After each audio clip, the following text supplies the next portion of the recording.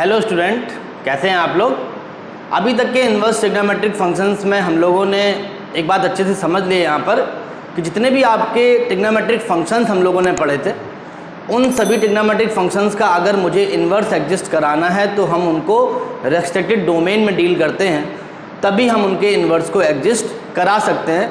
तो एक बार ज़रा हम लोग यहाँ पर क्यों रिवीजन लेते हैं कि जितने भी आपके इन्वर्स ट्रिग्नोमेट्रिक फंक्शंस हैं उनकी डोमेन और रेंज आपको क्या लेनी है। अगर क्वेश्चन में आपको कोई पर्टिकुलर ब्रांच यहाँ पर डिस्कस नहीं की गई है, उस केस में हम लोग कौन सी यहाँ पर डोमेन या कौन सी प्रिंसिपल ब्रांच वैल्यू यहाँ पर इन्वर्स फंक्शन के लिए यूज करेंगे, एक बार देख लेते हैं। तो बेसिकली हम लोगों ने 6 यहाँ पर इन्वर्स ट्रिग्नोमेट्रिक फंक्शंस पढ़े हैं।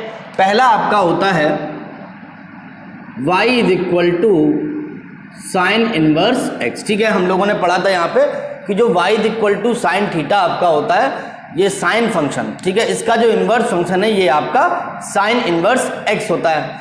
इसके इन्वर्स को एग्जिस्ट कराने के लिए इसको मुझे बाइजेक्टिव बनाना था, तो बाइजेक्टिव बनाने के लिए हम लोगों ने इसकी जो प्रिंसिपल ब्रांच ली थी, ठीक है, यहाँ पे मैं इसकी डोमेन लिख रहा हूँ।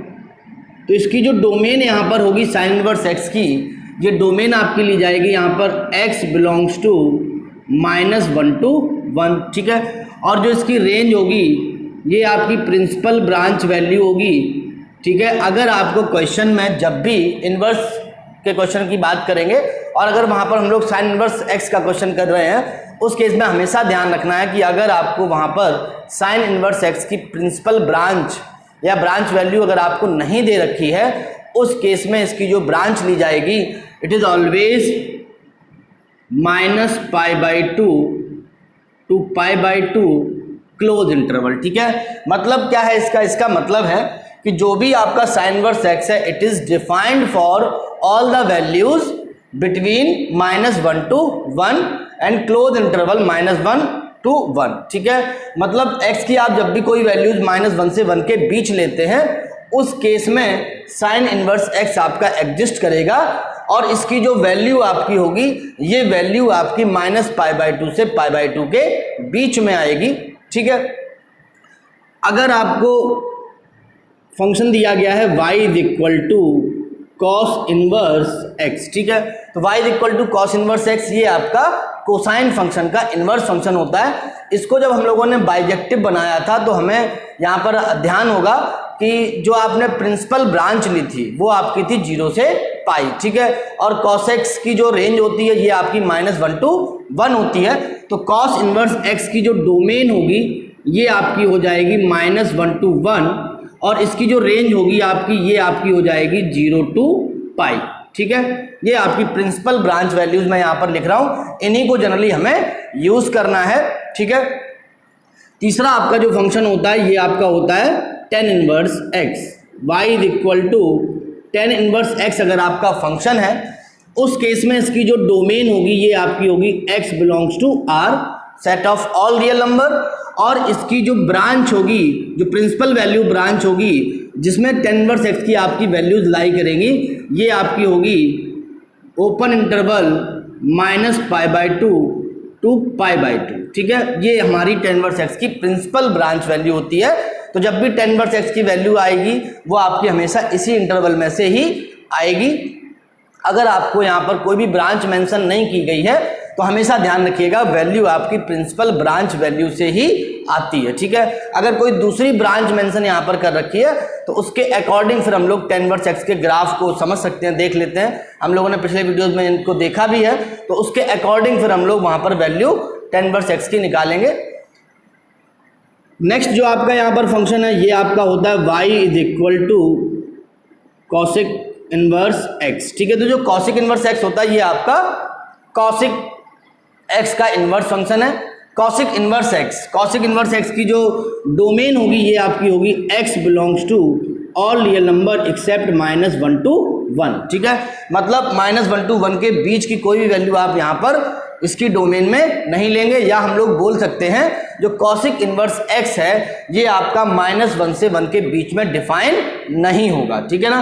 अब कॉसिक इनवर्स x की जो प्रिंसिपल ब्रांच वैल्यू आपकी होती है, जो इंटरवल आपका होता है ये आपका होता है close interval -π/2 to pi by two, ठीक है। ये इंटरवल आपका होता है, आपको याद होगा अगर आपने पिछला वीडियो देखा होगा इनवर्स ऑफ कोसेकेंड फंक्शन, तो वहां पर मैंने ग्राफ से आपको समझाया था कि हम लोग इसकी प्रिंसिपल ब्रांच वैल्यू यही क्यों लेते हैं, क्योंकि यहां पर क्या होगा, यहां पर जो आपका कॉसिक एक्स फंक्शन है ये आपका इंजेक्टिव हो जाएगा, और जब आप उसकी कॉसिक इनवर्स एक्स की बात करेंगे तो जब आप उसकी कॉसिक एक्स की रेंज लेते हैं all real number except -1 to 1, तो ये आपका ऑन टू फंक्शन हो जाएगा, तो बाइजेक्टिव होगा, तो इसका इनवर्स यहां पर एग्जिस्ट करेगा, ठीक है। अब यहां पर एक बात बस आपको ध्यान रखनी है कि 0, तो कॉसिक एक्स जो आपका है ये 0 पर क्या होता है, अनडिफाइंड होता है, ठीक है। तो ये वैल्यू आपकी यहां पर ध्यान रखिएगा 0 नहीं ली जाएगी, ठीक है, क्योंकि जो आपका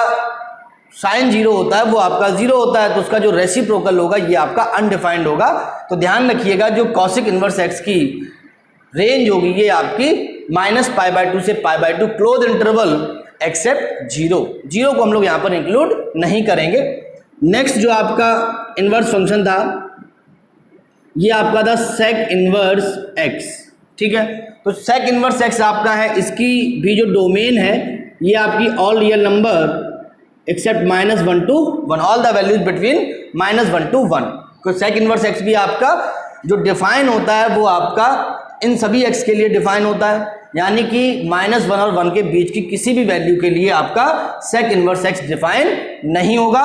इसकी जो रेंज होगी ये आपकी होगी 0 to पाई, ठीक है, 0 to पाई। अब देखिए 0 पर डिफाइन होता है। अब जो आपका कॉस एक्स है, ठीक है, कॉस एक्स आपका π/2 पर 0 होता है, और सेक एक्स जो आपका फंक्शन है ये आपका π/2 पर अनडिफाइंड होता है, ठीक है। तो ये आपका पॉइंट जो यहाँ पर π/2 होगा ये आपको यहाँ पर हटाना होगा, ठीक है। तो प्रिंसिपल ब्रांच वैल्यू में सेक इनवर्स एक्स की प्रिंसिपल ब्रांच वैल्यू में π/2 को आप इंक्लूड नहीं करते हैं, ठीक है। नेक्स्ट जो आपका है last but not least cot inverse x. Cot inverse x आपका क्या है, कॉट इनवर्स एक्स आपका कॉट एक्स का इनवर्स फंक्शन है, और इस इनवर्स फंक्शन की जो डोमेन होती है आपकी x belongs to r, set of all real number होती है। कॉट इनवर्स एक्स की जो प्रिंसिपल ब्रांच वैल्यू है ये आपकी होती है 0 to पाई, ठीक है।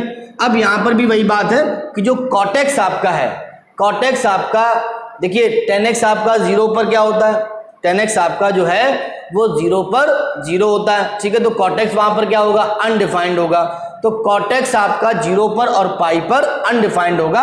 तो यहां पर हम लोग क्या करेंगे, 0 पर और पाई पर यहां पर हम लोग ओपन इंटरवल लेंगे, ठीक है ना। तो ये आपकी यहां पर प्रिंसिपल ब्रांच हो जाएगी। तो ये आपके 6 इनवर्स ट्रिग्नोमेट्रिक फंक्शंस हैं।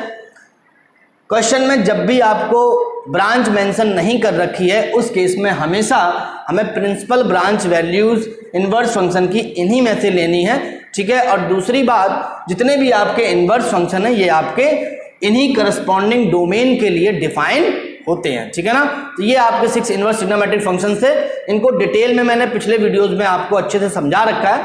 तो अगर आपको इनके इनवर्स में कोई भी दिक्कत है कि इनके इनवर्स को मैंने किस तरह से एडजस्ट कराया, क्यों एडजस्ट कर गए, ठीक है, क्योंकि ये पीरियोडिक फंक्शन होते हैं, साइन एक्स कॉस एक्स जितने भी आपके ट्रिग्नोमेट्रिक फंक्शंस हैं they all are periodic functions, और इनके इनवर्स को एडजस्ट कराने के लिए मुझे इनकी डोमेन्स को रेस्ट्रिक्टेड करना होता है, तब जाके हम इनके इनवर्स को एडजस्ट करा सकते हैं। तो इन सभी बातों को मैंने पिछले वीडियोस में अच्छे से डिस्कस कर रखा है। तो अगर आपको वो वीडियोस देखने हैं तो आप एक बार आई पर क्लिक करिए, आपको सारे वीडियोस की लिस्ट मिल जाएगी, आप एक एक करके सारे वीडियोस को एक बार देख लीजिए। उसके बाद यहाँ पर हम लोग अगर आते हैं तो आपको सारी बातें आराम से समझ में आ जाएंगी, ठीक है। चलिए अच्छा, इन प्रॉपर्टीज पे जो हम लोगों ने यहाँ पर डोमेन रेंज बेस्ड अगर बात करें तो इन पे बेस्ड कुछ क्वेश्चन यहाँ पर हम लोग डिस्कस कर लेते हैं। चलिए, जैसे सपोज आपको एक क्वेश्चन दिया गया है,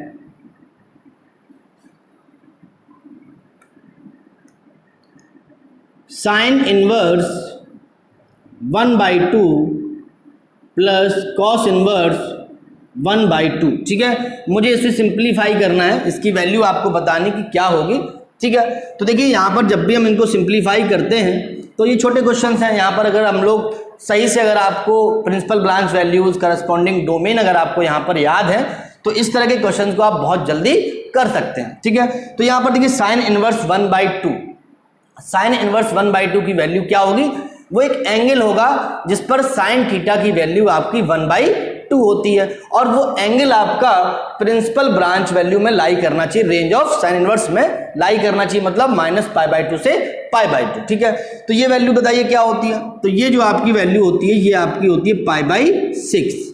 ठीक है, कॉस इनवर्स 1/2 की जब आप बात करेंगे तो कॉस इनवर्स 1/2 के लिए जब आप बात करेंगे तो आपको यहाँ पर एक एंगल ढूंढना होगा जो किस इंटरवल में लाई करे, 0 से π में लाई करे, और उस एंगल पर कॉस थीटा की वैल्यू आपको 1/2 मिले। तो कॉस थीटा की 1/2 वैल्यू आपकी फर्स्ट क्वाड्रेंट में आपको π/3 पर मिलती है। तो ये आपकी वैल्यू कितनी हो जाएगी, π/3। ठीक है, ये आपका 30 डिग्री होता है, ये आपका 60 डिग्री होता है, टोटल ये आपका कितना हो जाएगा π/2, 90 डिग्री।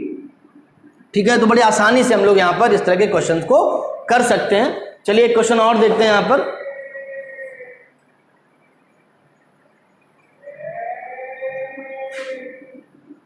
एक क्वेश्चन आपको दिया गया है, tan inverse -1 plus sine inverse √3/2 plus cos inverse -√3/2। ठीक है, आपको इसकी वैल्यू सिंप्लीफाई करनी है। ठीक है ना, तो ये सभी देखिए, tan inverse -1, sine inverse √3/2, cos inverse -√3/2, ये सभी आपके इनवर्स ट्रिग्नोमेट्रिक फंक्शंस हैं। और इस क्वेश्चन में आपको कहीं पर भी कोई भी प्रिंसिपल ब्रांच की बात नहीं की गई है, या आपको इनके लिए कोई भी पर्टिकुलर ब्रांच नहीं दे रखी है। ठीक है, तो उस केस में क्या होगा, इन सभी टर्म्स को हम लोग इनके करस्पॉन्डिंग प्रिंसिपल ब्रांच में ही सॉल्व करेंगे। ठीक है, तो tan इनवर्स -1, tan इनवर्स की जो आपकी रेंज होती है ये आपकी क्या होती है, -π/2 से π/2। ठीक है, ओपन इंटरवल। तो यहां पर जब आप बात करेंगे तो -1 की वैल्यू आपको कहां पर मिलेगी, ये आपकी वैल्यू -π/2 से 0। अगर आप क्लॉकवाइज मूव करते हैं तो फोर्थ क्वाड्रेंट में आपको वैल्यू मिलेगी। 1 वैल्यू किस एंगल पर होती है, π/4 पर, तो -π/4 पर जो 10 की वैल्यू होगी वो आपकी कितनी आएगी, -1 आएगी। इसका मतलब है कि -π/4 का जो इनवर्स एलिमेंट होगा यानी tan इनवर्स -1, ये आपका कितना हो जाएगा, ये आपका हो जाएगा -π/4। ठीक है, इसी तरह से साइन इनवर्स √3/2 की बात करते हैं, तो ये √3/2 ये क्या वैल्यू होगी आपकी, ये आपकी होगी π/3, और ये कॉस इनवर्स -√3/2। देखिए कॉस इनवर्स की जो आपकी प्रिंसिपल ब्रांच होती है रेंज की, वो आपकी 0 से π होती है। ठीक है, तो माइनस की वैल्यू है, तो ये आपको किस में मिलेगी जाके, कॉस थीटा के लिए अगर आप बात करेंगे तो ये आपको सेकंड क्वाड्रेंट में वैल्यू मिलेगी, और π/2 से π के बीच में। ठीक है ना, तो वो वैल्यू क्या होगी, तो हम लोग फर्स्ट क्वाड्रेंट में पहले √3/2 की वैल्यू देख लेते हैं। तो ये आपको मिलती है π/6 पर। तो सेकंड क्वाड्रेंट में जो आपको वैल्यू मिलेगी जिस पर इसका मैग्नीट्यूड नेगेटिव हो जाएगा, ये आपकी वैल्यू क्या हो जाएगी, π-θ। ठीक है, थीटा आपकी अगर पॉजिटिव वैल्यू है, यहाँ पर फर्स्ट क्वाड्रेंट में अगर वैल्यू लाई कर रही है तो π-θ की सेम मैग्नीट्यूड की वैल्यू आपको नेगेटिव मैग्नीट्यूड की मिल जाएगी। तो यहाँ पर अगर हम बात करेंगे तो ये आपका कितना होगा, ये आपका होगा π-π/6 यानी कि 5π/6। यहाँ पर अगर हम इसको सिंप्लीफाई करते हैं तो -π/4 प्लस π/3 प्लस 5π/6। ठीक है, इसका आप अगर एलसीएम लेंगे तो आपको एलसीएम कितना मिलेगा, 12 मिला, तो माइनस का 3π प्लस 4π प्लस 10π। ठीक है, तो ये आपका नेट कितना हो जाएगा, 10 + 4 14 - 3 11π/12। तो ये आपका जो इन्वर्स ट्रिग्नोमेट्रिक इक्वेशन आपको दे रखी थी इन्वर्स ट्रिग्नोमेट्रिक फंक्शंस में, इसकी जो वैल्यू आपकी होगी ये आपकी 11π/12 आएगी। ठीक है, चलिए आगे क्वेश्चन देखते हैं हम लोग कुछ। tan inverse √3 plus sec inverse -2 minus cosec inverse 2/√3। ठीक है, इसे हमें सिंप्लीफाई करना है। ठीक है, तो बस आपको यहाँ पर बहुत आसान है, आपको जो हम लोग 9th-10th क्लास में आपने वैल्यूज़ पढ़ी थी, 11th क्लास में आपने एलिड एंगल प्रॉपर्टीज से जो ट्रिग्नोमेट्रिक फंक्शंस हैं उनकी डिफरेंट आपने वैल्यूज पढ़ी हुई हैं, ठीक है, बस उनको आपको मालूम होना चाहिए। अगर आपको मालूम नहीं है तो आप एक बार 11th सेक्शन से ट्रिग्नोमेट्रिक फंक्शंस की जो वैल्यूज आती हैं, आपकी स्टैंडर्ड एंगल पर जो वैल्यूज आती हैं, आप उनको एक बार जरूर याद कर लीजिएगा, ठीक है, वहां पर आपको बहुत आसानी होगी इनको करने में। tan इनवर्स √3, अब tan इनवर्स √3 की वैल्यू क्या होगी? जो tan इनवर्स √3 है, tan थीटा की वैल्यू √3 किस एंगल पर आती है? ये आपकी π/3 पर आती है, ठीक है। तो tan इनवर्स √3 की वैल्यू आपकी क्या हो जाएगी? π/3 sec इनवर्स -2, ठीक है। तो sec इनवर्स की रेंज क्या होती है? 0 से π, ठीक है ना। उसमें हम लोग π/2 को एलिमिनेट कर देते हैं। अब यहां पर आपको देखना है कि sec थीटा की वैल्यू -2 किस एंगल पर आएगी। तो ये आपकी सेकंड क्वाड्रेंट में वैल्यू आएगी, कितनी होगी? π - π/3, ठीक है। मतलब अगर आप यहां पर ध्यान से समझें, π/3 पर sec थीटा की वैल्यू क्या होती है? वो आपकी 2 होती है, ठीक है। तो अगर आपको नेगेटिव मैग्नीट्यूड की वैल्यू सेकंड क्वाड्रेंट में चाहिए तो आप सिंपल यहां पर π - थीटा एंगल निकालेंगे। यहां पर आपको sec थीटा की वैल्यू सेम मिलेगी, सेम मैग्नीट्यूड मिलेगा विद अपोजिट साइन। तो -2 अगर आपको चाहिए है तो उसके लिए एंगल हम लोग क्या करेंगे? π - थीटा, यानी π - π/3, ठीक है। Minus cosec inverse 2/√3। तो कॉसिक इनवर्स 2/√3 की वैल्यू किस एंगल पर होती है? कॉसिक इनवर्स की 2/√3 वैल्यू आपकी एंगल की बात करनी है आपको यहाँ पर। तो cos थीटा इक्वल टू अगर 2/√3 होता, उस केस में फर्स्ट क्वाड्रेंट में कौन सा आपको एंगल मिलता? तो आपको एंगल मिलता है यहाँ पर π/3, ठीक है। तो यानी कि π/3 का यहाँ पर अगर हम बात करेंगे तो इनवर्स एलिमेंट जो आपका होगा यानी cos इनवर्स 2/√3, ठीक है। तो यानी कि ये cos इनवर्स 2/√3 की वैल्यू क्या हो जाएगी? ये आपकी हो जाएगी π/3, ठीक है। अगर आप इसको सिंप्लीफाई करेंगे तो आपको मिलेगा π/3 प्लस 2π/3 माइनस π/3, ठीक है। तो π/3 प्लस का माइनस का ये आपका कैंसिल हो गया। तो नेट जो वैल्यू आपकी आ रही है ये आपकी आएगी 2π/3, ठीक है ना। बहुत आसान है।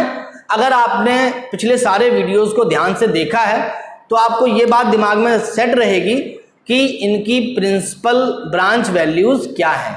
और अगर आपको इनवर्स फंक्शन में प्रिंसिपल ब्रांच वैल्यूज याद है और साथ में आपको स्टैंडर्ड एंगल पर ट्रिग्नोमेट्रिक फंक्शंस की अगर वैल्यूज आपको याद हैं तो इन क्वेश्चंस को हम लोग बड़ी आसानी से कर सकते हैं। जनरली बोर्ड में आपके 1 नंबर में या 2 नंबर में इस तरह के क्वेश्चंस आते हैं, तो आप उनको बहुत जल्दी कर सकते हैं अगर आपको उनकी प्रिंसिपल ब्रांच याद है, उनको अगर आपको इनवर्स फंक्शन की रेंज अच्छे से याद है और साथ में आपको ट्रिग्नोमेट्रिक फंक्शंस की स्टैंडर्ड एंगल पर वैल्यूज अगर याद है तो आप इन क्वेश्चन को बड़ी जल्दी से कर सकते हैं।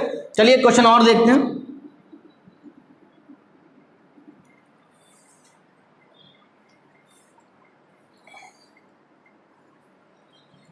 क्वेश्चन एक आपको दिया गया tan इनवर्स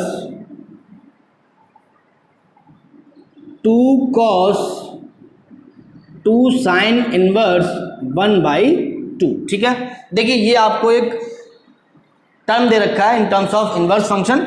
इसको अगर आप सिंप्लीफाई करते हैं, ठीक है, तो आप ब्रैकेट के बॉडमास शुरू लगाएंगे, अंदर से आप सॉल्व करना इसको शुरू करेंगे। तो देखिए क्या होगा, सिंपल tan इनवर्स 2 cos 2, अब sin इनवर्स 1/2, ये क्या वैल्यू आएगी? ये आपकी वैल्यू आएगी π/6, ठीक है।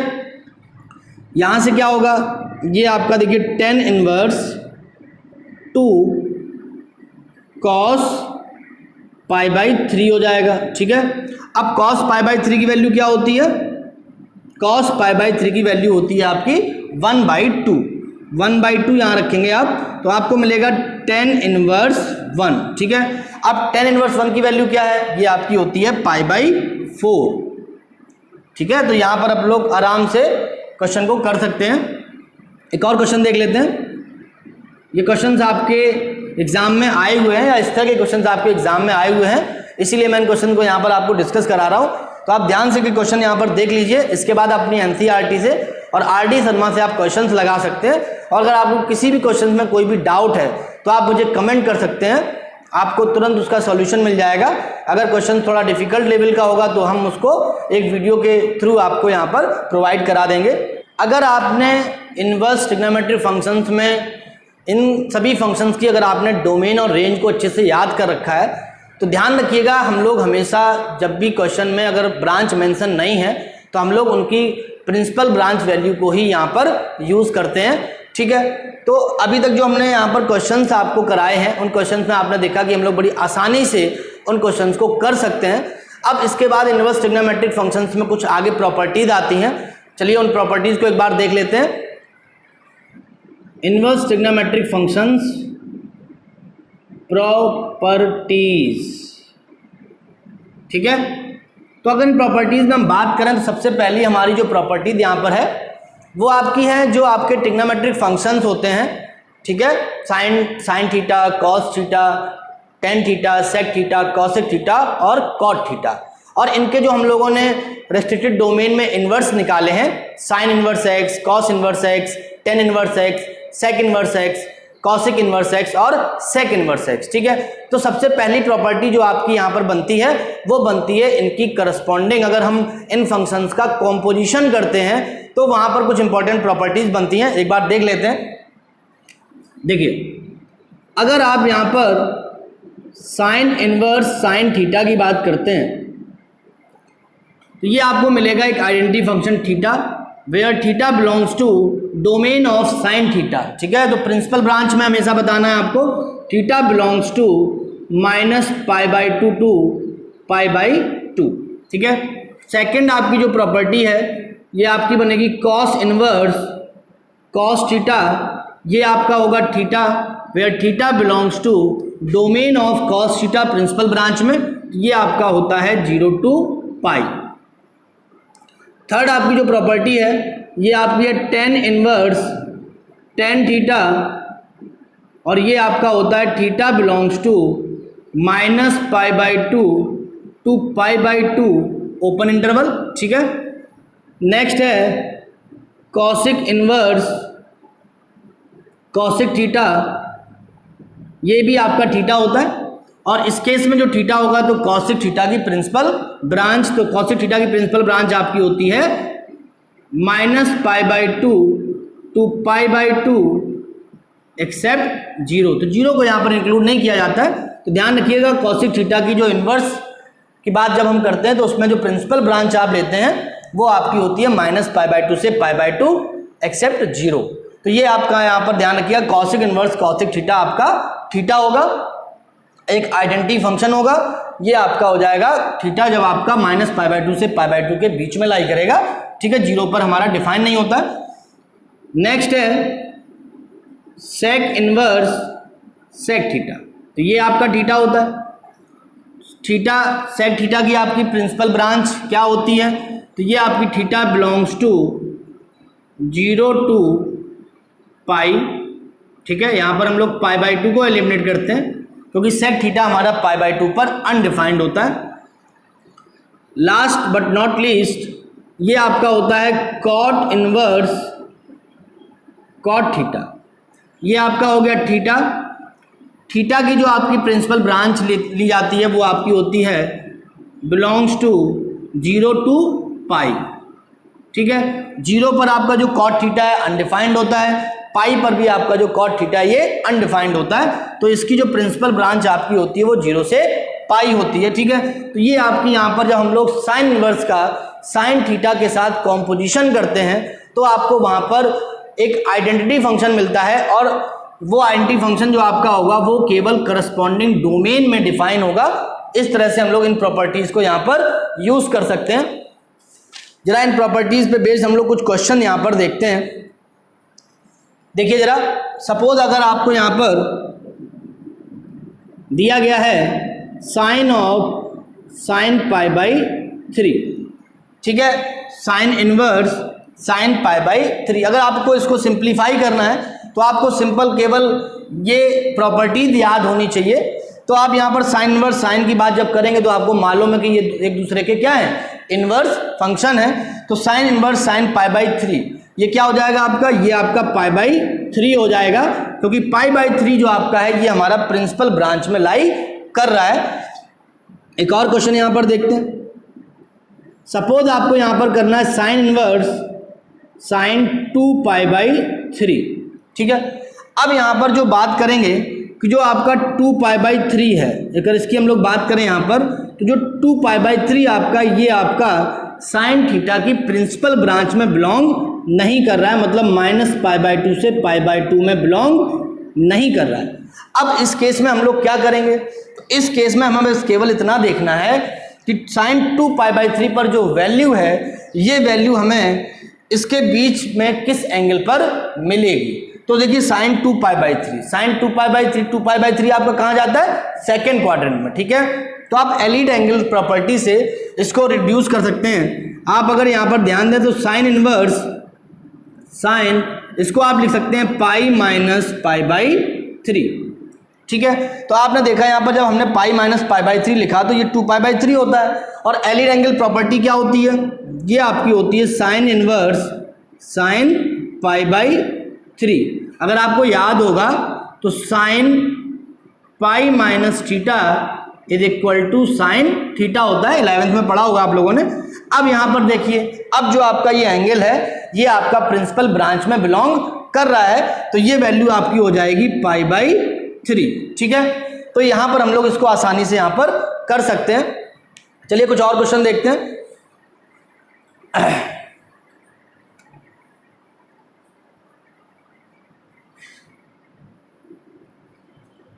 Cos inverse cos π/3, cos inverse cos π/3 की अगर बात करोगे आप, तो देखिए π/3 एंगल जो आपका, ये आपका कॉस थीटा की प्रिंसिपल ब्रांच में ही है, किसमें, 0 से पाई में। तो ये आपका क्या हो जाएगा, ये आपका π/3 हो जाएगा, ठीक है ना। अगर सपोज यहां पर हम लोग लिखते हैं कॉस इनवर्स कॉस 2π/3, तो जो 2π/3 है आपका, ये भी क्या है, सेकंड क्वाड्रेंट में लाई कर रहा है, 0 से पाई के बीच में लाई कर रहा है, तो इसकी वैल्यू भी क्या हो जाएगी, ये भी आपकी हो जाएगी 2π/3। अब इसी तरह से अगर आपको क्वेश्चन दिया गया है कॉस इनवर्स कॉस 4π/3, तो आप यहां पर गौर कर रहे हैं कि जो आपका 4π/3 है, ये एंगल जो आपका है, ये आपका 0 से पाई के बीच में लाई नहीं कर रहा है। उस केस में हम लोग इसको एलिड एंगल प्रॉपर्टी से, इस एंगल को एलिड एंगल प्रॉपर्टी से रिड्यूस करेंगे और इसको 0 से पाई के बीच में लाएंगे, ठीक है। तो इसके लिए हम लोग देखिए क्या कर सकते हैं। अगर आप यहां पर ध्यान दें तो कॉस इनवर्स कॉस, अगर आप यहां पर 2π - 4π/3 कर देते हैं, तो 2π - थीटा क्या होता है आपका, कॉस थीटा ही होता है। तो ये जब आप यहां पर सिंप्लीफाई करके लिखेंगे, तो ये आपका हो जाएगा कॉस, ये आपका हो जाएगा कॉस 2π - थीटा। तो ये आप इसको सिंप्लीफाई करिए, तो 6π - 4 यानी 2π/3, ठीक है। अब ये जो एंगल आपका है, ये आपका प्रिंसिपल ब्रांच में आ रहा है 0 से पाई में, तो ये वैल्यू आपकी हो जाएगी 2π/3, ठीक है। एक और क्वेश्चन देखते हैं यहाँ पर। अगर आपको यहाँ पर दिया गया है कॉस इनवर्स कॉस 7π/6, ठीक है। एक ये क्वेश्चन था आपका, एक ये क्वेश्चन मैंने कराया आपको, और एक क्वेश्चन आपको ये कराया है, ठीक है। उसके बाद आपने ये क्वेश्चन किया कॉस इनवर्स कॉस 7π/6, 7π/6 ये आपका पाई से बड़ा है, तो 0 से पाई इंटरवल में नहीं आ रहा है। तो उस केस में हम इसको कैसे रिड्यूस करेंगे, आप अगर चाहें तो कॉस इनवर्स कॉस 2π - 7π/6 यहाँ पर फिर से कर सकते हैं। तो यहाँ पर क्या हो जाएगा, देखिए कॉस इनवर्स, ये आपका 12 - 7, एलसीएम जब आप लेंगे यहाँ पर, तो 6 × 2 12, तो 12π - 7π, तो ये आपको कितना आएगा 5π/6, सॉरी ये आपका आएगा कॉस 5π/6। अब जो आपका ये एंगल है 5π/6, ये कॉस थीटा की प्रिंसिपल ब्रांच में आ रहा है, तो इसका जो सिंप्लीफिकेशन होगा, इसका जो सॉल्यूशन होगा, ये कितना बचेगा, केवल 5π/6 आ जाएगा, ठीक है ना।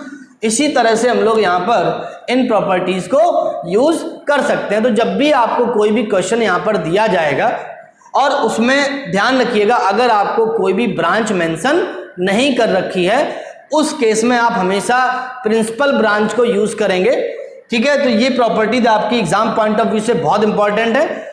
एक नंबर के क्वेश्चन में, 2 नंबर के क्वेश्चन में जनरली इस तरह का क्वेश्चन आपको आता है, तो बस केवल आपको ये ध्यान रखना है कि जब हम इस तरह के क्वेश्चन को सॉल्व करेंगे या इस प्रॉपर्टीज को जब भी हम यूज करेंगे यहाँ पर, तो जो यहाँ पर आइडेंटिटी फंक्शन थीटा आपका आता है, ये आपका करस्पॉन्डिंग डोमेन में जब आप एंगल लाई कर रहा होगा थीटा हमारा, तभी आप उसको इक्वल टू थीटा लिख सकते हैं, ठीक है। वरना उसके अकॉर्डिंग हमारा ग्राफ शिफ्ट होता है, तो ये वैल्यू भी हमारी शिफ्ट हो जाएंगी, ठीक है। तो जनरली 12th बोर्ड में तो आपको इस तरह की ज़्यादा क्वेश्चंस नहीं मिलते हैं, लेकिन जब आप कंपटीशन का यहाँ पर काम करेंगे तो आपको वहाँ पर अदर ब्रांचेस का काम भी करना पड़ेगा, ठीक है। अब इनसे इस प्रॉपर्टीज पे बेस्ड हमारे बोर्ड एग्जाम में कुछ 4 नंबर में क्वेश्चन भी आते हैं, तो देखते हैं जरा वो क्वेश्चंस किस तरह के होते हैं। कुछ क्वेश्चन और देख लेते हैं यहाँ पर हम लोग। एक आपको क्वेश्चन दिया गया है, tan inverse under root 1 minus cos x upon 1 plus cos x, ठीक है। तो ये आपको यहाँ पर एक ट्रिग्नोमेट्रिक इक्वेशन दे रखी है, इसको हमें सिंप्लीफाई करना है, ठीक है, सिंपलेस्ट फॉर्म में लिखना है। और यहाँ पर जो आपको x दिया गया, ये आपको दिया गया -पाई टू पाई, ठीक है। तो आपको x यहाँ पर दे रखा है, तो अकॉर्डिंग टू x हम इस क्वेश्चन को सिंप्लीफाई करेंगे। तो सबसे इंपॉर्टेंट बात यहाँ पर आती है कि इस क्वेश्चन को हम स्टार्ट कहाँ से करेंगे। तो सबसे पहला आपको बोर्ड में ये बात दिमाग में आ जानी चाहिए कि बाहर आपको tan इनवर्स दिया गया है, तो हमारा जो टोटल फोकस होना चाहिए वो आपका जो अंदर आपको कॉम्पोजिशन दिया गया है, इस फंक्शन को सिंप्लीफाई करना, और इसको सिंप्लीफाई करने के बाद हम कुछ tan थीटा की फॉर्म में लाएंगे। तो tan इनवर्स tan थीटा की यहाँ पर हम लोग प्रॉपर्टी यूज कर सकते हैं। तो अब यहाँ पर जो हमारा काम बचता है वो आपका 11th क्लास का सिंप्लीफिकेशन का बचता है। तो अगर आप यहाँ पर ध्यान दें, tan inverse under root 1 minus cos theta, तो 1 माइनस कॉस थीटा आपका होता है 2 साइन स्क्वायर x बाई 2। अगर आपको याद हो तो मैंने यहाँ पर प्रॉपर्टी लगाई cos 2 theta is equal to 1 minus 2 sine square theta, ठीक है। और एक प्रॉपर्टी आपकी होती है cos theta is equal to 2 cos square theta minus 1, ठीक है। इन दोनों प्रॉपर्टीज को हम लोग यहाँ पर यूज कर रहे हैं। तो यहाँ पर अगर हम लोग 1 प्लस कॉस एक्स की बात करेंगे, तो अगर आप cos x के प्लेस पर cos थीटा का फॉर्मूला लगाते हैं 2 cos स्क्वायर थीटा माइनस 1, तो जब यहाँ पर आप लिखेंगे 2 cos स्क्वायर थीटा माइनस 1, तो क्या हो जाएगा 2 cos square x by 2 minus 1 plus 1 minus 1 cancel होगा, तो आपको मिलेगा 2 cos स्क्वायर x बाई 2। ये आपका सिंप्लीफाई होके आपको मिल जाएगा tan इनवर्स 2 से 2 यहाँ कैंसिल होगा, ये आपका हो जाएगा under root tan square x by 2। आपको याद होगा स्क्वायर रूट से जब भी कोई क्वांटिटी बाहर आती है आपकी, तो वो कैसे होनी चाहिए, ये आपकी हमेशा पॉजिटिव होनी चाहिए। तो ये आपका जब आप बाहर लाएंगे तो आपका आएगा मॉड 10x बाई 2, ठीक है। 10 स्क्वायर x बाई 2 का जो स्क्वायर रूट होगा ये आपका 10x बाई 2 होगा, because of according to interval आपका tan थीटा पॉजिटिव और नेगेटिव होता है। तो अगर आप यहाँ पर आपको x की वैल्यू ना दे रखी होती तो हम लोग बाय डिफॉल्ट इसका पॉजिटिव पार्ट ही बाहर ले आते, लेकिन हमें यहाँ पर इंटरवल भी डिस्कस करना है। तो tan थीटा का एंगल क्या है आपका x बाई 2 है, और जो आपको x दे रखा है ये आपको दे रखा है माइनस पाई से पाई। तो जो x बाई 2 की वैल्यू यहाँ पर होगी ये आपकी क्या हो जाएगी, माइनस पाई बाई 2 से पाई बाई 2 हो जाएगी। अब यहाँ पर देखिए जब आपका एंगल माइनस पाई बाई 2 से 0 होगा, ठीक है, तो देखिए यहाँ पर क्या होगा, जब आपका जो x बाई 2 है ये आपका दिया गया है माइनस पाई बाई 2 से पाई बाई 2, ठीक है। तो अगर आपका x by 2 angle minus pi by 2 से 0 के बीच में होगा, उस केस में जो आपका 10x बाई 2 है ये कैसा होगा, ये आपका नेगेटिव होगा। माइनस पाई बाई 2 से 0 के बीच में हमारा फोर्थ क्वाड्रेंट होता है क्लॉकवाइज डायरेक्शन में, जब हम लोग उसको देखते हैं तो ये आपका फोर्थ क्वाड्रेंट होगा, और फोर्थ क्वाड्रेंट में 10 आपका कैसा होता है, 10 आपका नेगेटिव होता है। तो ये मॉड कैसा खुलेगा, ये जो आपका मॉड खुलेगा आपका, ये आपका आ जाएगा 10 इनवर्स माइनस 10x बाई 2, ठीक है। अब ये आपका हो गया 10 इनवर्स माइनस x बाई 2। अब माइनस साइन आपका क्या आ जाएगा, बाहर आ जाएगा minus 10 inverse 10x by 2। x by 2 की वैल्यू आपकी देखिए क्या है, ये आपकी वैल्यू जो है ये tan थीटा की प्रिंसिपल ब्रांच में लाई कर रही है। अगर थीटा आपका यहाँ पर हम लोग x/2 मान लेते हैं तो जो x/2 है ये आपका -π/2 से π/2 के बीच में, मतलब tan थीटा की principal branch. tan inverse tan theta क्या हो जाएगा, थीटा, यानी ये आपको मिलेगा -x/2। ठीक है। दूसरा जो आपका केस होगा यहाँ पर, जब आपका यहाँ पर अगर हम दूसरी बात करें तो जब आपका जो x/2 है ये आपका 0 से π/2 के बीच में होगा, मतलब फर्स्ट क्वाड्रेंट में। तो एंगल जब आपका फर्स्ट क्वाड्रेंट में होगा तो जो tan थीटा आपका होगा, tan x/2 जो आपका होगा ये कैसा होगा, ये पॉजिटिव होगा। तो इसका जो मॉडुलस है ये आपका पॉजिटिव ओपन होगा, मतलब ये आपका हो जाएगा tan इनवर्स tan x/2। अब x/2 देखेंगे हम लोग, यहाँ पर कॉम्पोजिशन की प्रॉपर्टी लगाएंगे तो जो x/2 है ये आपका tan थीटा की प्रिंसिपल ब्रांच में है, -π/2 से π/2 में। तो ये क्या हो जाएगा, tan इनवर्स tan थीटा क्या होता है, थीटा, यानी ये आपका हो जाएगा x/2। तो फाइनली अगर इस क्वेश्चन की हम लोग बात करें यहाँ पर, तो जो क्वेश्चन आपको दिया गया था इसकी जो वैल्यू आपकी होगी वो 2 होगी। देखिए -x/2 होगी, ये कब होगी, जब आपका x/2 -π/2 से 0 के बीच लाई कर रहा है, यानी कि जो x आपका लाई करेगा ये आपका -π से 0 के बीच लाई करेगा। ठीक है। तो -π से 0 जब आपका x होगा उस केस में इस फंक्शन की वैल्यू -x/2 आएगी।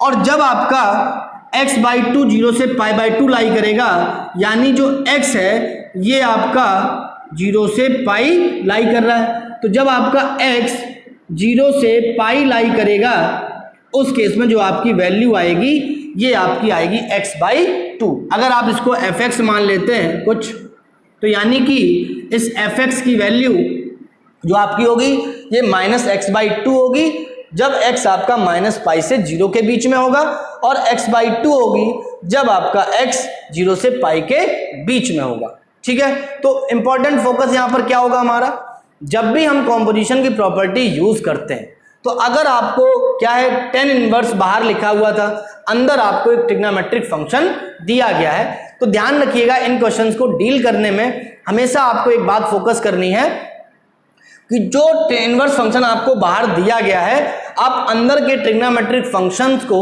सिंप्लीफाई करके उसी के इनवर्स फंक्शन में लाते हैं। मतलब यहाँ tan इनवर्स है तो इसका इनवर्स क्या होगा, tan थीटा, तो इसको सिंप्लीफाई करके हम लोग देखिए क्या लाते हैं, tan थीटा में लेके आए। उसके बाद यहाँ पर हम लोग कॉम्पोजिशन की प्रॉपर्टीज यूज करके उसको सिंप्लीफाई कर सकते हैं। चलिए एक और क्वेश्चन देखते हैं यहाँ पर।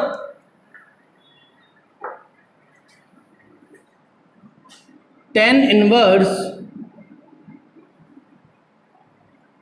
Bracket cos x upon 1 - sin x, और यहाँ पर जो आपको x दिया गया है ये आपको -π/2 से π/2 के बीच दिया गया। ठीक है। हमें इसे सिंप्लीफाई करना है तो इस फंक्शन को हम लोग कुछ चलिए fx मान लेते हैं। ठीक है। अब अगर इसको सिंप्लीफाई करना है तो हमारे पास दिमाग में अप्रोच क्या आएगी कि बाहर आपको tan इनवर्स x दिया गया है, tan इनवर्स दिया गया है, तो हम लोग जो अंदर आपका लिखा हुआ ब्रैकेट में जो ट्रिग्नोमेट्रिक फंक्शन लिखा हुआ है हम लोग इसको सिंप्लीफाई करेंगे। इसको सिंप्लीफाई कुछ इस तरह से हम लोग करेंगे जिससे ये क्या आ जाए, कुछ tan थीटा की फॉर्म में आ जाए। तो अब यहाँ पर आपको ट्रिग्नोमेट्रिक फॉर्मूले याद होने चाहिए। ठीक है। 11th क्लास में आपने सारे ट्रिग्नोमेट्रिक फॉर्मूले पढ़े हुए हैं, अगर आपने नहीं पढ़े तो एक बार आप उसको रिवाइज कर लीजिए, तभी आप इन क्वेश्चन को यहाँ पर कर पाएंगे, वरना ये क्वेश्चन करना आपके लिए असंभव हो जाएगा। ठीक है। तो एक बार सारे फॉर्मूले आपको याद करने हैं। अब जरा इसको हम लोग सिंप्लीफाई करते हैं। देखिए tan इनवर्स, तो यहाँ पर अगर हम लोग बात करें तो cos x जो आपका है इसमें cos 2 थीटा की हम लोग एक प्रॉपर्टी लगाते हैं, cos square x/2 minus sine square x/2। ठीक है। और जो आपका 1 - sin x है इसको हम लोग लिखते हैं cos x/2 minus sine x/2 का होल स्क्वायर। ठीक है। अगर आपको याद होगा तो cos 2 थीटा की मैंने यहाँ पर प्रॉपर्टी यूज की है, cos theta is equal to cos square theta minus sine square theta. ठीक है। ये प्रॉपर्टी आप यहाँ पर लगाएंगे, और नीचे जो मैंने प्रॉपर्टी यूज की है ये आपकी होती है 1 - sin 2 theta is equal to cos theta minus sine theta का होल स्क्वायर। तो ये प्रॉपर्टी मैंने यहाँ पर यूज़ की है। यहाँ पर जो आपका 2 थीटा ये आपका x दे रखा है, तो उसके अकॉर्डिंग जब थीटा लिखेंगे तो वो आपका x/2 हो जाएगा।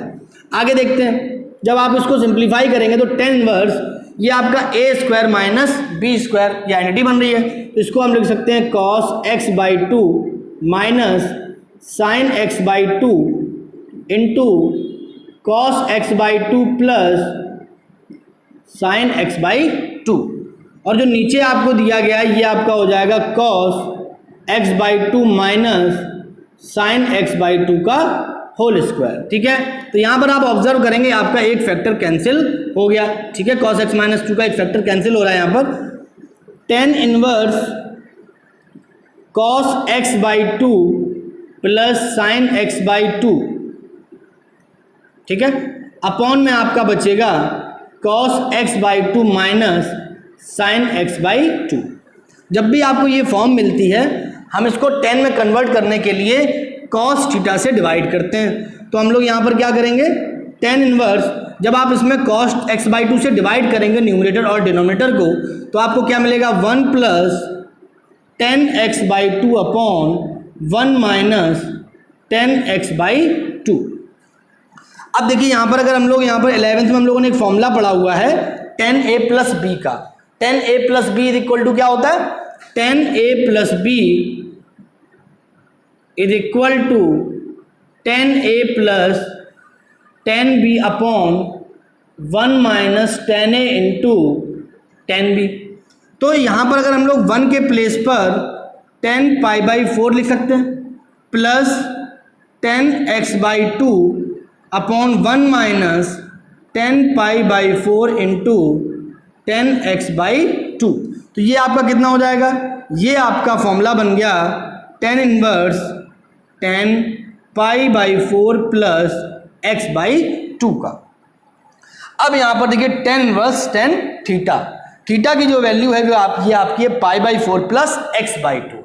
अगर आपका थीटा tan थीटा की प्रिंसिपल ब्रांच में है तो आप इसको डायरेक्टली थीटा लिख सकते हैं, लेकिन इसके लिए आपको इसकी ब्रांच पता करनी होगी कि ये ब्रांच में है या नहीं है। तो उसके लिए देखिए क्या होगा, जो आपको यहाँ पर x दे रखा है इसके अकॉर्डिंग बात करते हैं। तो जब अगर आपका जो x था तो x/2 कितना हो जाएगा, x/2 आपका माइनस π/4 से प्लस π/4 हो जाएगा। देखिए अगर 2 से आप डिवाइड करेंगे इनइक्वालिटी में तो आपको यही तो मिलेगा। अब यहाँ पर मुझे π/4 प्लस x/2 की वैल्यू चाहिए, तो हम यहाँ पर क्या करते हैं, तीनों टर्म में π/4 ऐड करते हैं। तो π/4 जब यहाँ ऐड होगा तो 0 मिलेगा, यहाँ मिलेगा π/4 प्लस x/2 और यहाँ मिलेगा आपका π/2।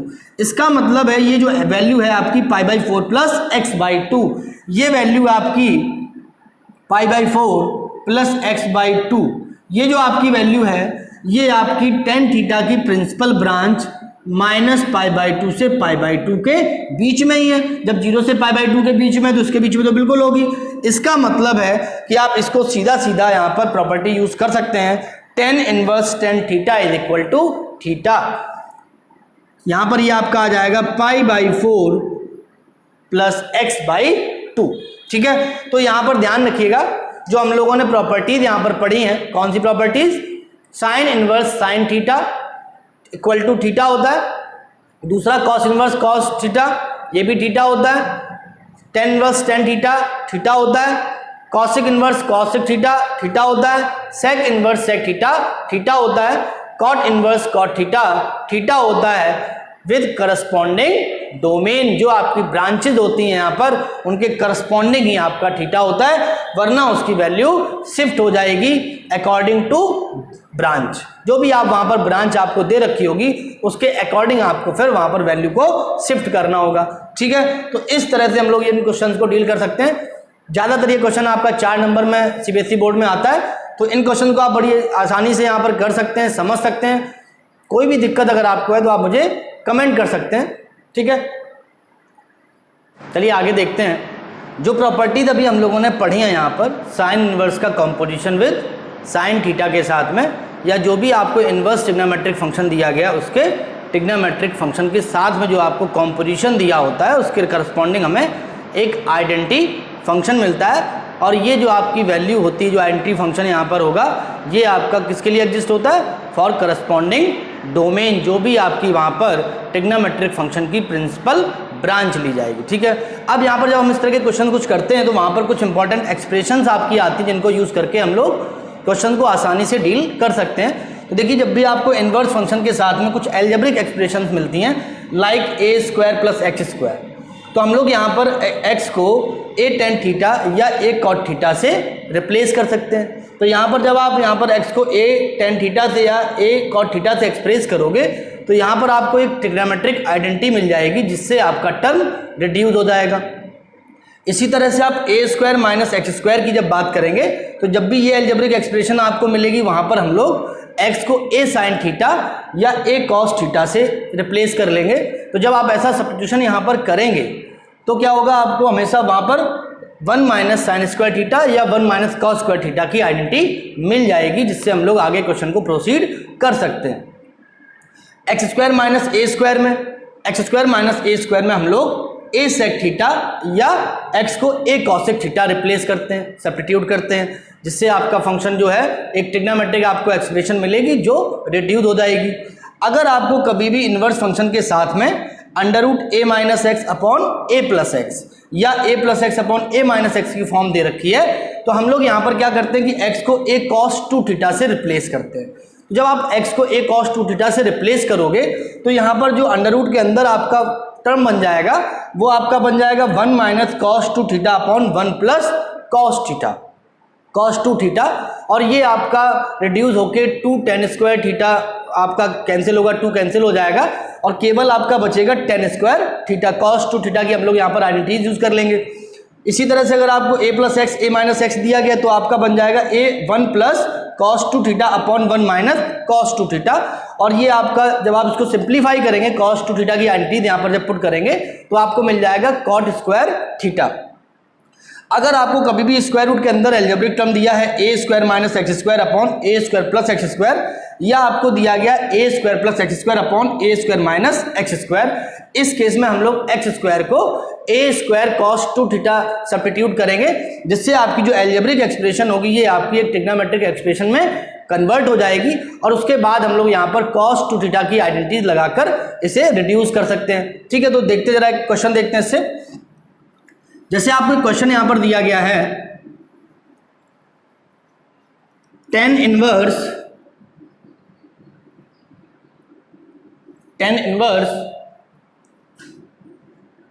x upon under root a square minus x square, इसे आपको सिंप्लीफाई करना है। ठीक है, सिंपलेस्ट फॉर्म में लाना है और जो आपका x है ये आपका यहाँ पर माइनस a से a बिलोंग कर रहा है, तो x की वैल्यू आपकी क्या हो गई, माइनस a टू a आपकी लाई कर रही है।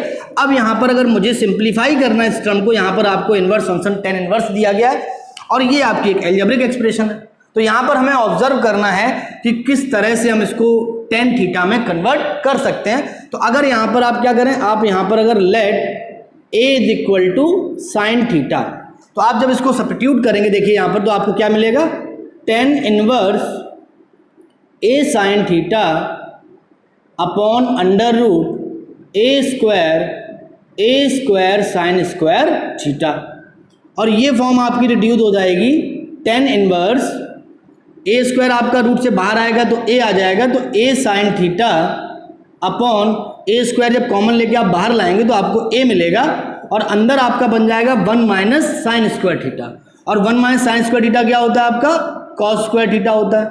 ठीक है, ये आपका हो गया। तो जब यहाँ पर बात करेंगे तो tan inverse a sine theta upon a mod cos theta, ये आपका यहाँ पर बाहर आ जाएगा। ठीक है ना, अब यहाँ से देखिए आपका a और a क्या हो गया, कैंसिल हो गया। यहाँ पर tan इनवर्स, अब अगर देखिए यहाँ पर जो आपको दिया गया x क्या दिया गया, a साइन थीटा, आपने ये तो सब्स्टिट्यूट किया है, तो इसके अकॉर्डिंग अगर आप यहाँ पर बात करेंगे तो आपका हो जाएगा a साइन थीटा, ये आपका माइनस a से a लाई करेगा, ये दिया गया आपको, x की वैल्यू क्या दे रखी है, a साइन थीटा आपने लिया।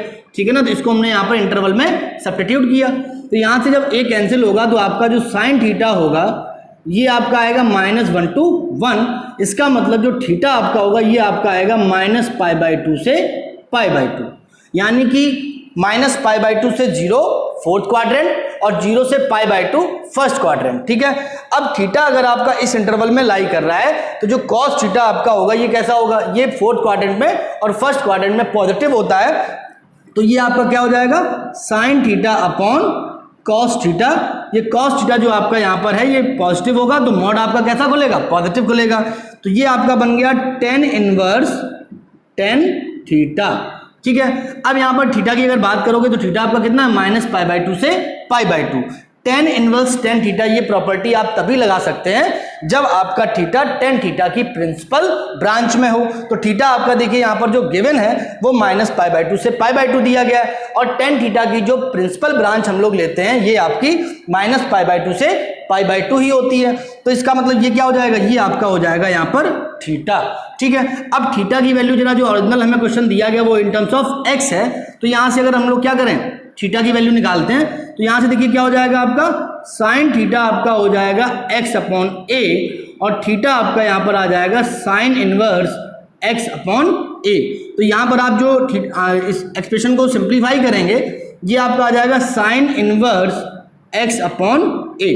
तो इस तरह से अगर आपको यहाँ पर कोई भी इनवर्स फंक्शन के साथ में एल्जेब्रिक एक्सप्रेशन दे रखी है और अगर वो एल्जेब्रिक एक्सप्रेशन आपकी इनमें से कोई फॉर्म की है तो आप उसके अकॉर्डिंग वहां पर x को सब्स्टिट्यूट करेंगे, a tan theta, a cot theta या इसमें से किसी भी जो भी आपको करस्पॉन्डिंग एल्जेब्रिक एक्सप्रेशन मिल रही होगी उसके अकॉर्डिंग यहाँ पर आप x को सब्स्टिट्यूट करेंगे। जब आप x को सब्स्टिट्यूट कर लेंगे तो आपका जो इनवर्स फंक्शन बाहर दिया होगा उसके करस्पॉन्डिंग आपके अंदर एक ट्रिग्नोमेट्रिक एक्सप्रेशन बनेगी। आप वहां पर ट्रिग्नोमेट्री को लगाएंगे, आइडेंटिटीज वगैरह यूज करेंगे तो वो आपका सिंप्लीफाई होगा। लास्ट में जब सिंप्लीफाई आप करते हैं तो आपको यहाँ पर जो प्रॉपर्टीज हमने पढ़ी है इस वीडियो में tan इनवर्स tan थीटा ये मिली। तो इस तरह की अगर कोई भी प्रॉपर्टीज आपको मिलती है तो आप उस प्रॉपर्टी को यूज करेंगे। बस ध्यान रखना है कि जो भी यहाँ पर एंगल आपका आ रहा होगा ये हमारा tan थीटा की या जो भी यहाँ पर आपका ट्रिग्नोमेट्रिक टर्म आ रहा है उसके करस्पॉन्डिंग ब्रांच में होना चाहिए।